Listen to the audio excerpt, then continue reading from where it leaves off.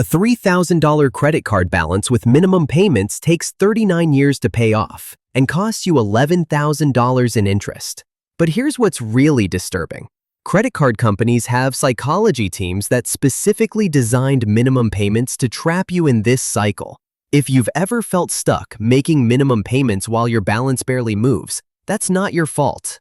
It's psychological warfare, and you're the target. Banks studied thousands of consumers to find the exact payment amount that feels manageable but keeps you in debt forever.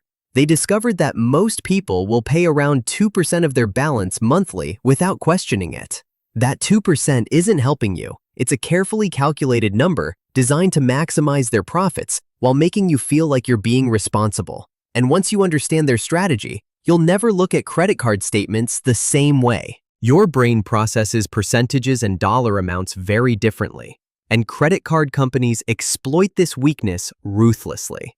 When you see a $3,000 balance, that feels overwhelming.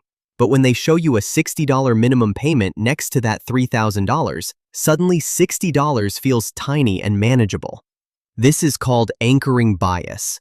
Your brain uses the large number to make the small number seem reasonable. But here's the math they don't want you to do. That $60 payment is mostly interest.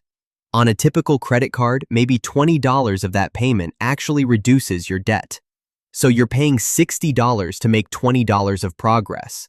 But your statement doesn't highlight this. It just shows payment received and a slightly lower balance. Your brain sees progress and feels satisfied, even though you're barely moving the needle.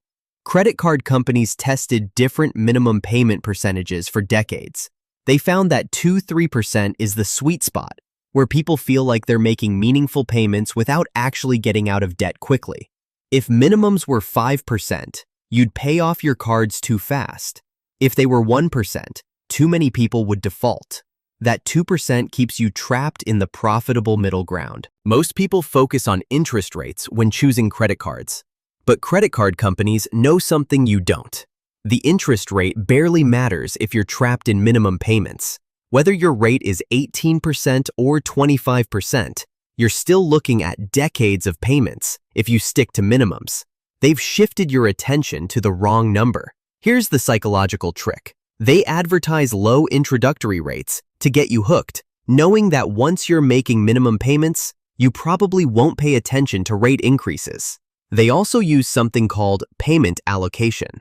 When you pay more than the minimum, they apply extra money to your lowest interest balances first, keeping your highest interest debt growing for as long as possible. The real trap isn't the interest rate. It's the payment structure. They've designed minimum payments to feel affordable while ensuring you'll pay 3 to 5 times your original balance over the life of the debt. A $3,000 purchase becomes an $11,000 purchase. But since you're only thinking about $60 monthly payments, your brain never processes the true cost. Credit card companies time everything to exploit your psychological weaknesses. They send statements when you're most likely to be cash poor, making minimum payments feel like the only option. They offer credit line increases right before expensive seasons like holidays, when you're more likely to overspend. Even their customer service scripts are designed to keep you borrowing. They also use what psychologists call present bias, your tendency to prioritize immediate relief over long-term consequences. When you're staring at a credit card bill that's due tomorrow, your brain wants to eliminate that immediate stress by making the minimum payment. You're not thinking about the next 39 years of payments. You're just trying to make the current stress go away. The most manipulative part is how they make minimum payments feel virtuous. Responsible payment history, building credit, managing your account well. They've trained you to see minimum payments as good financial behavior, when it's actually the most expensive way to use credit possible. They've flipped the psychology so you feel good about the thing that's costing you the most money. Here's how to escape.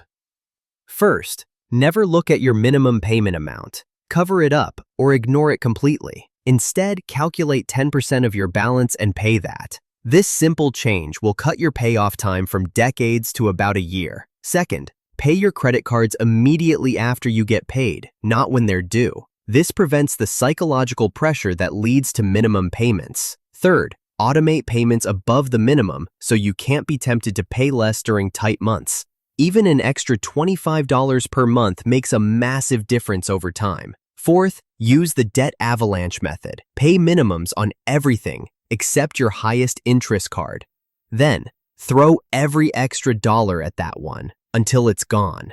The minimum payment system is designed to keep you trapped for life, but small changes to your payment strategy can save you thousands and cut decades off your debt. Credit card companies are counting on you to stick with their suggested payments. Don't give them what they want. If this video showed you how minimum payments really work, make sure you're subscribed because I break down the psychology behind all the ways companies manipulate your money decisions. Thanks for watching, and I'll see you next time.